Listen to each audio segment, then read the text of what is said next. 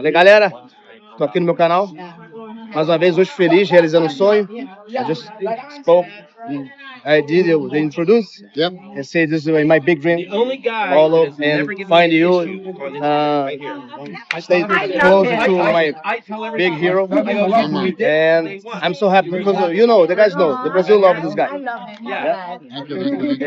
We are here for, if you don't know, some people is watching. This is a Flex Lewis, 7 times the world Olympia champion. Yeah, he's the best.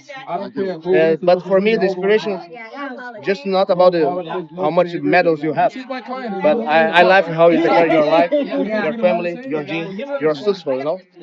And I like your style. You're always friendly. The people love you because I feel like you are the champion, but you are the proximate to people. You know, you're not to think like the superstar, but you are the superstar. You know? Oh, thank you. Yeah. I appreciate the kind words. I strive to be confident, humble, but also allow my mentality of what I learned whilst I was competing now to pass on to others. And I think that is a trait now because I'm retired to make sure that you can be the best, but you also can be humble, confident, but not cocky. Yes, I'm really so happy this see. Have many things for you learn with this guy. And now I have one question. When you go to Brazil, how you feel? You feel the passion, you feel the love. You know, Brazil is amazing. But what is the big detail for you, the Brazil? We'll step to the side only because there's so many people talking. I want to make sure you can hear. Yeah. You asked me about Brazil. Yeah. I literally was talking yesterday to Ali, the men's physique champion, and I was saying, "Have you ever been to Brazil?" He said, "Flex, I've never been to Brazil," because he was telling me that how crazy many other countries are. And I said, "Have you been to Brazil?" I said, "It's unbelievable. It's the passion, it's the love. I mean, every time I come to Brazil now, and it's been like three or four times.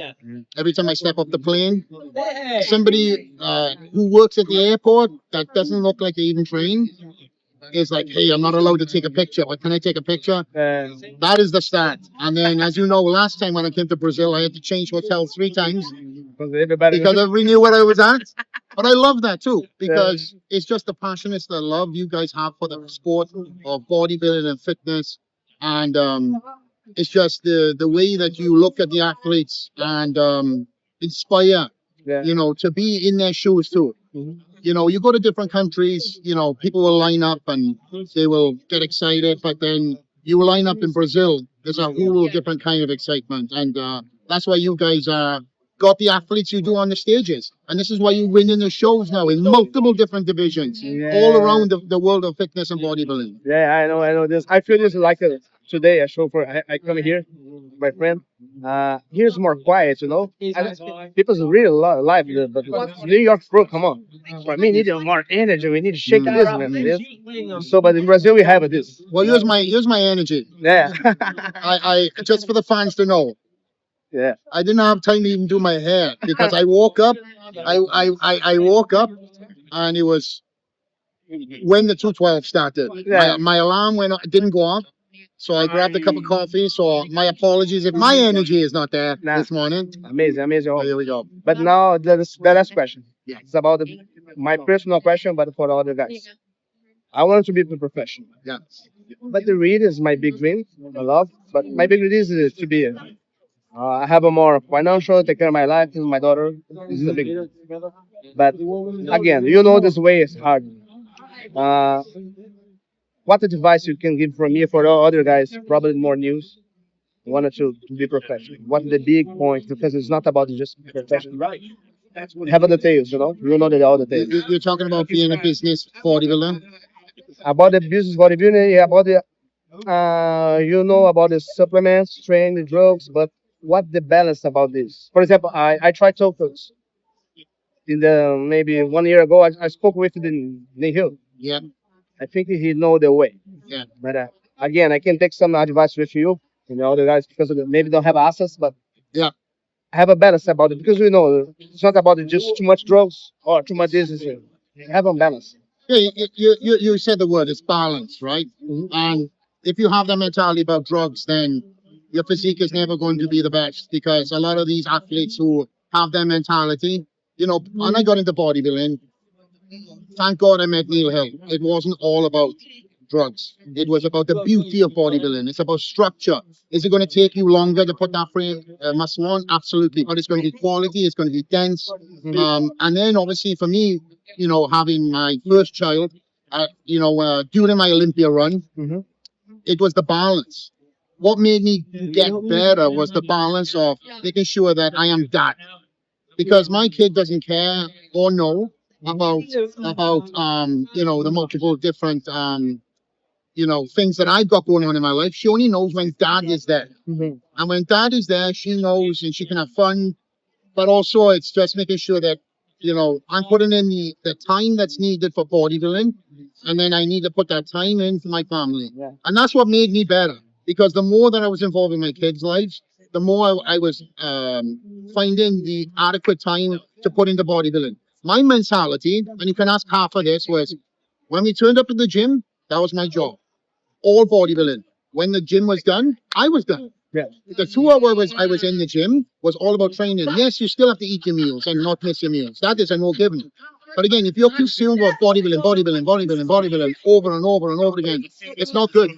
You've got to have other things going on in your life, but nothing that's going to distract you from your ultimate goal. For me in business, I've always invested in different things, and I've always been the bodybuilder, also being the business guy. So it was the balance of everything else. And then when my family came along, it was balancing all three. Again, this is a chosen hobby that turned into a profession. But you see a lot of guys in this sport that are so selfish that they put so much into bodybuilding or whatever sport they're in that their family starts becoming more and more distant. So at the end of the day, when you jump out on that stage and you compete, who is cheering for you? If you're pushing your family away, you have no cheer squad.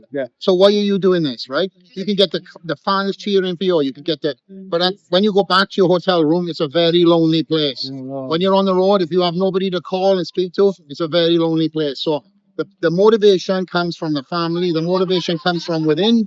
But again, the end result is on stage, and it's all down to genetics, and it's all down to the work ethic that you put in. You can take as many supplements or drugs as you want. If your genetics ain't there, you ain't going to win shit. So the harsh reality of bodybuilding is it's a sport of genetics.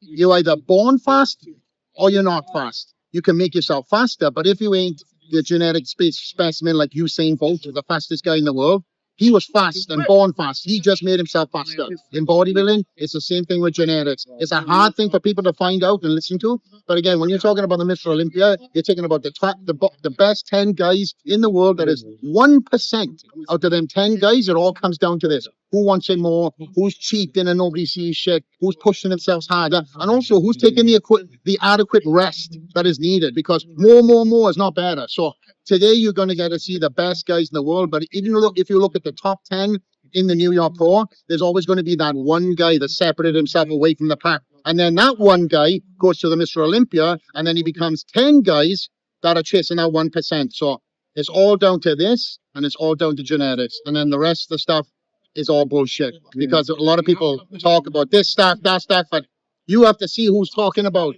and putting the information out. They never made the Olympia stage. They never been to anything past the certain level. There's so many experts here in this world, but again, they don't have the genetics. So what they rely on is the drugs. And unfortunately, in this world, we've lost way too many people very young because of that. So for me, it's about balance. It's about the beauty of bodybuilding. Yes, there's PEDs involved in this sport, but it's nothing that is going to get you to that Mr. Olympia spot, because again, genetics play the biggest part. That is it, my friend. Take it. You see the guys, please, you can write in one book now. This is impossible you don't learn, okay? Because this is the guy now told you everything, you see. Have a balance, it's about the family, how you take care of your mind, please. So it's good for me. Thank you for this video. Man. Love you, Brazil. I'm so happy. That's it. And I want to see you in the Vegas, okay? Maybe train with you one day. Let's go. Okay? Let's go. Maybe working together with the hill. Let's go. Follow here, okay? Follow this guy, okay? See you guys.